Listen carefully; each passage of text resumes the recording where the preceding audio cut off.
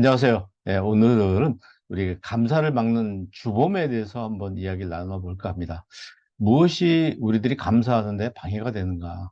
우리가 감사하려고 할 때 그 감사하려고 하는 것을 막아버리는 것들이 무엇이 있는가? 제가 6가지 정도를 한번 추려봤습니다. 여러분 나름대로 또 생각이 있으시겠죠? 그래서 한번 살펴보시면 좋겠습니다. 일단 이제 과거에 대한 거하고요, 미래에 대한 거, 그리고 현재에 대한 거, 이렇게 3가지로 나눠볼 수 있는데, 과거에 대한 것이 뭐가 있냐면 후회와 망각이 있습니다. 이럴 걸 그랬는데 하는 그 과거에 대한 후회들, 그리고 과거에 대해서 잊어버리는 망각, 이런 게 있겠죠.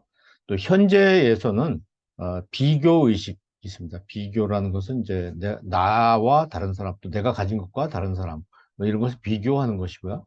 부정이라는 것은 긍정의 반대입니다. 나쁜 쪽을 먼저 생각하는 것이 이제 부정이죠. 그리고 채권자 의식이라는 것은 반대로 채무자 의식이 있는데, 채무자 의식은 내가 너무 많이 빚을 졌다. 받은 게 너무 많다. 나는 갚아야 될 사람이다 하는 것이 이제 채무자 의식이고, 채권자 의식은 나는 많은 걸 받아야 될 사람이다.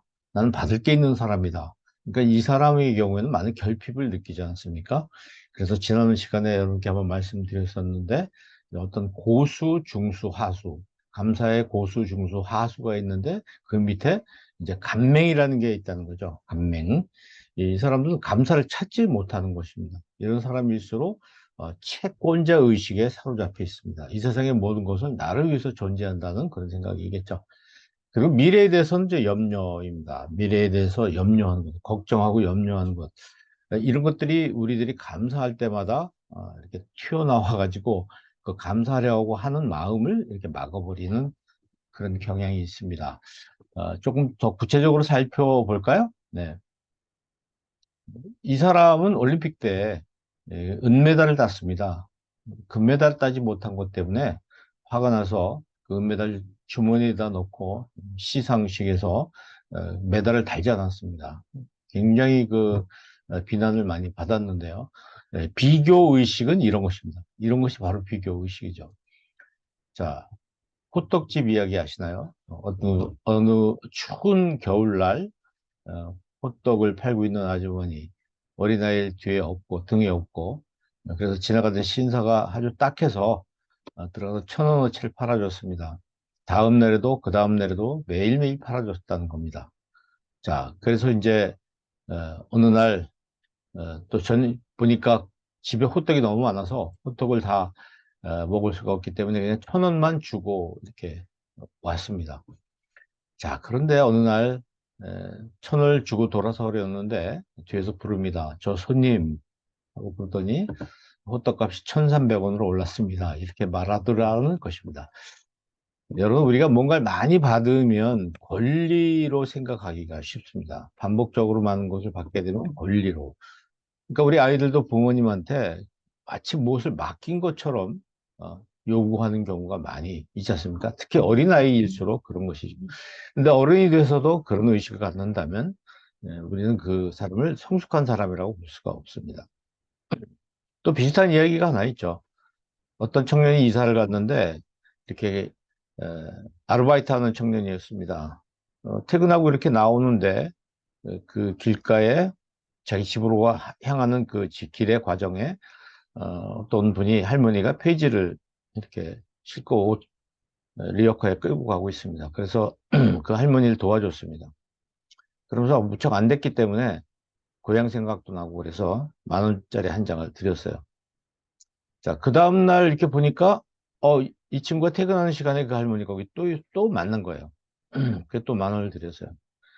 그래 월화수목금까지 10,000원을 드리고 토요일 지나고 주일 지나고 월요일 퇴근을 하는데 또 만났어요. 그랬더니 그때 이 할머니가 뭐라고 그랬냐면은 왜 토요일 날하고 일요일은 안 나왔느냐 이렇게 얘기하면서 마치 따지듯이 얘기하더라는 겁니다. 그래서 이 청년이 10,000원을 주고 돌아서 집에 와서 가만히 생각해 보니까 이거 뭔가 잘못돼 가고 있다는 생각이 드는 거죠. 그래서 그다음부터는 빙 돌아서 멀리 그 할머니가 안 계신 곳으로 돌아서 퇴근을 했다. 이런 이야기를 네, 제가 들었습니다. 자, 이게 뭐 실제 있었던 일인지 아닌지 모르겠지만 능히 있었을 수 있는 그런 일이죠. 자, 우리가 여기서 볼 수 있는 것은 무엇이든지 반복해서 뭔가를 베풀어주고 또 반복해서 이렇게 자기가 배려를 받으면, 자, 이것은 이제 당연히 내가 받아야 되는 권리다. 이렇게 생각할 가능성이 많은데, 이것이야말로 우리가 감사를 하게 하는데 굉장히 방해가 되는 네, 그런 마음이라고 생각을 합니다. 또 미래에 대한 염려도 마찬가지죠. 너의 염려를 다 주께 맡겨라. 이는 그가 너희를 돌보심이라. 이런 성경 말씀이 있음에도 불구하고 우리는 내일 일에 대해서 굉장히 걱정하고 근심하고, 그리고 우리가 뭔가 걱정하면 뭔가 더 훨씬 잘 될 것 같은 느낌을 받고 있지 않습니까?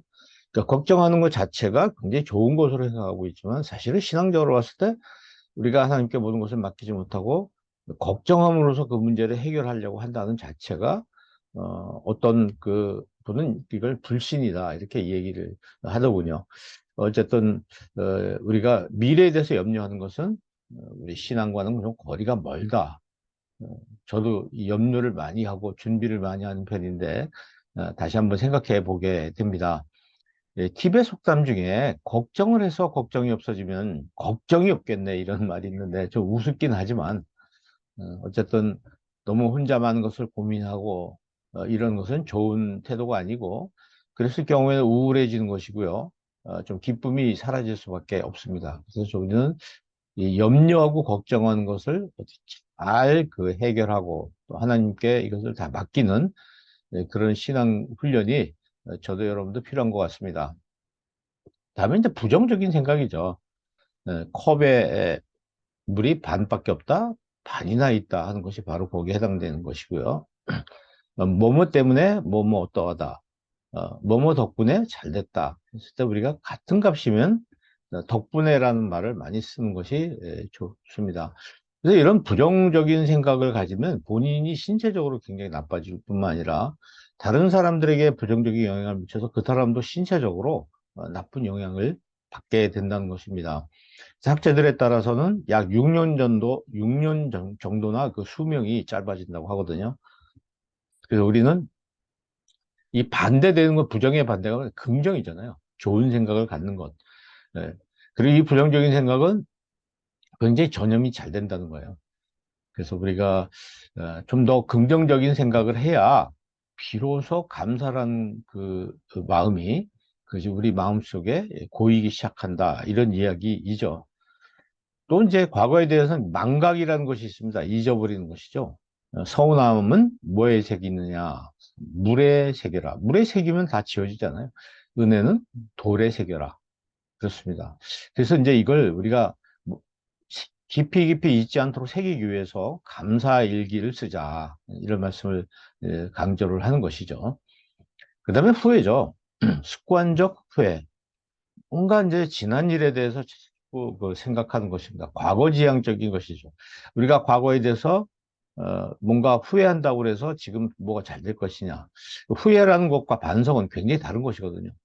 반성을 하면 미래가 새로운 미래를 만날 수 있지만, 후회는 아무리 해도 되지 않습니다. 우리가 이제 교회에서 회개라는 말 쓰는데 그 회가 뭐냐면 바로 후회거든요. 회만 있어서는 안 되고 개가 있어야 되겠죠. 뭔가 새로운 개선되는 방법. 그래서 우리가 좀 후회하는 것, 이런 것은 아주 습관적으로 후회하는 것은 좋지 않습니다. 후회보다는 반성하는 것이 굉장히 좋은 것이죠. 그리고 새로운 방향을 찾아서 개선해 나가는 것. 우리가 오늘 어, 우리의 감사를 막는 주범들 몇 개 찾아봤습니다.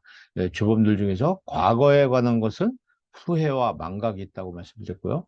또 현재에 대한 것은 채권자 의식, 부정적 사고, 그다음에 이제 비교하는 마음, 이런 것이 있다고 그랬고, 미래에 대해서는 염려하는 마음, 이런 것들이 우리들이 감사하는데 계속해서 방해하는 그런 주범들입니다. 하나하나 좀 생각해 보면서 우리 삶을 바꿔나간다면 늘 주님과 함께 평안한 삶을 살아나갈 수 있다. 이런 말씀을 드리고 싶습니다. 자, 오늘도 이런 것들과 거리를 멀게 하시면서 예, 기쁘고 행복한 그런 또 우리 삶을 이뤄나가시기 바랍니다. 텐텐 감사합니다.